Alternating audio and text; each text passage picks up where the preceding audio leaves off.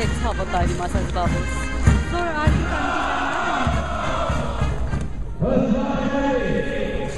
Ստեփանակերտի վերածննդի հրապարակում ավարտվեց տոնական զորահանդեսը նվիրված Շուշի ազատագրման, Լեռնային Ղարաբաղի պաշտպանության բանակի 20-ամյակի, ինչպես նաև հայրենական մեծ պատերազմում տարած հաղթանակի 67-րդ ամյակին։ Զորահանդեսին ներկա են եղել Լեռնային Ղարաբաղի նախագահ Բակո Սահակյանը, Հայաստանի Հանրապետության նախագահ Սերժ Սարգսյանը, Ռոբերտ Քոչարյանը, ամենայն հայոց կաթողիկոս Գարեգին II եւ այլ բարձրաստիճան պաշտոնյաներ։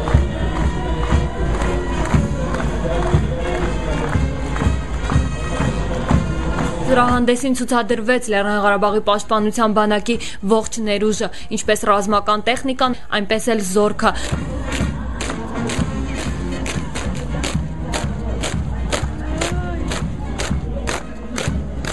Իր շնորհավորական խոսքում Լեռնային Ղարաբաղի նախագահ Բակո Սահակյանը նշեց, որ մայիսի 9-ը դարձել է համաժողովրդական տոն, ազատատենչ ոգու ու անկոտրում կամքի հաղթանակի տոն։ Շուշին այսօր վերածնվում ու նոր շունչ է ստանում մեր բանակը, մեր մեծագույն հպարտություններից մեկն է, որը պատվով է կատարում հայրենիքի պաշտպանի սրբազան առաքելությունը։ Մենք կանենք ամեն ինչ, որ բանակը լինի հզոր ու հաղթական եւ ունենա մարտական բարձր ոգի, ամեն պահի կարողանա լուծել իր առջև դրված յուրաքանչյուր խնդիր, հայտարարեց Բակո Սահակյանը, հավելելով, որ Լեռնային Ղարաբաղը ոչ միայն կարողացավ ապաքինվել պատերազմի ծանր վերքերից, այլև հիմա վերածննդի շրջան է մտել։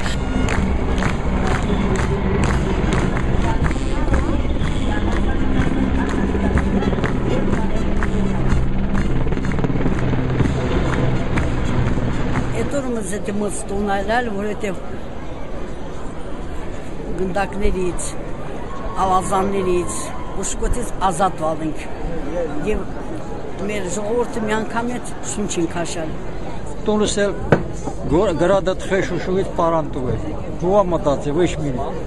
Վերջի հեվանս էլ ծախեր եմ, ոչ տունի ուրու, էտ էտի է։